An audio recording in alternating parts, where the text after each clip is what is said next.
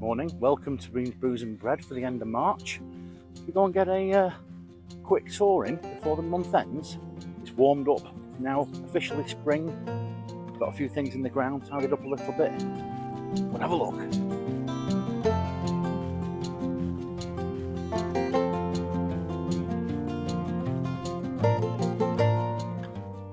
So in the heritage plot, we've got a bit of tidying to do. We've got the old shallots to get out and the salsify. We're going to get that out. We'll get that tidied up. We've got the tomato area to clear up as well. We've got some old lattice fencing from the house, which I'll probably use for some cucumber trellis or for some climbing squash or something like that. Also managed to salvage part of an old bed for maybe a bit of an addition to the raised bed when we finally get the torn down polytunnel down, and I will get that down this year, I promise, before the season starts. Made a start on clearing the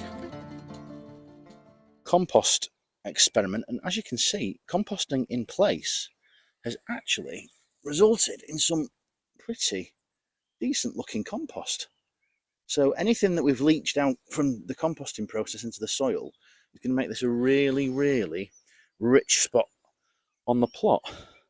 So this should hopefully be good for the brassica cage that we've got planned for putting in this spot, and we'll spread this out across the whole of this once I've cleared these leeks away. So we're going to harvest these leeks today and get these in the pot with a nice potato and leek soup.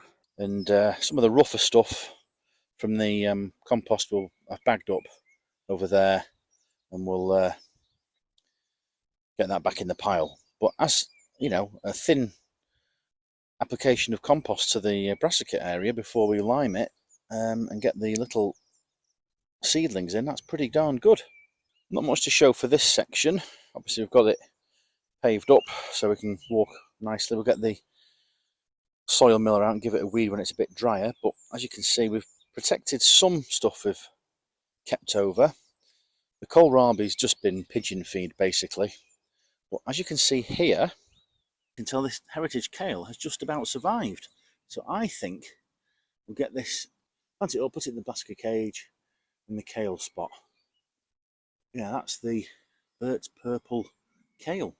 So we'll cover that back up. He's just managed to survive the pigeons. I'm getting nicely covered up again. See if we can keep him going, maybe get some seed from him for next year. See what it tastes like. Looks nice. I've got the broad beans in. They're all in. They're doing really well. They're romping away. Aquadulture Claudia, and then I've got another row just next to it there where the line is, which I've sown in between these hoops, and we'll get them strung up. There's a little surviving parsnip over there. Oh, keep him going, see if he gets any better. Some of the perpetual spinach over there's just about survived. It should have been covered up really, otherwise it's just pigeon feed again. And over here, got the garlic. This is the elephant garlic at the front.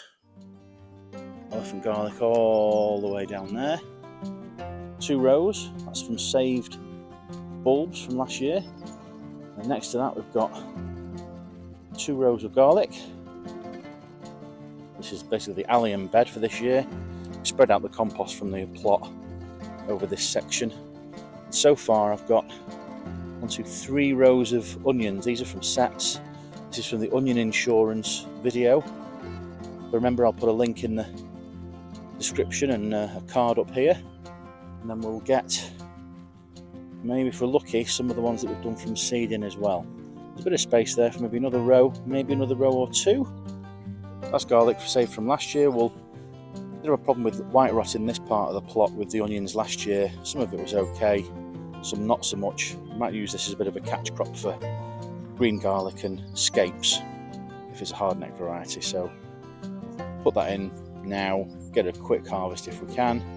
Then we'll put the, I think, the peas and beans down this neck of the woods. that should be good for this year too. So a few things in order at the front of the plot. I'd say middling, maybe 5 out of 10, 6 out of 10 for the putting the beans in.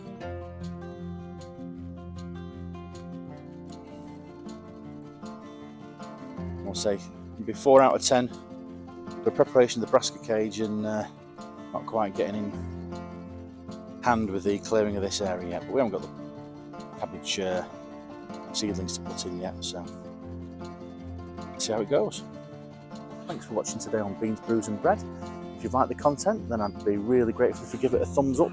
Thumbs up and sharing is probably one of the best ways of getting the video noticed, so other people who like this kind of gardening and home brewing and baking content can watch it too. If you have any comments or suggestions, then pop down into the comments below. I'd like to see your thoughts. If you'd like to be notified of the next time we've got a video, then press the subscribe button. Make sure you press the bell so you get notified and sent a ping next time I have a video on. Well, thanks for coming along today. We've got plenty of things coming up in the next month. But for now, see you later. Bye!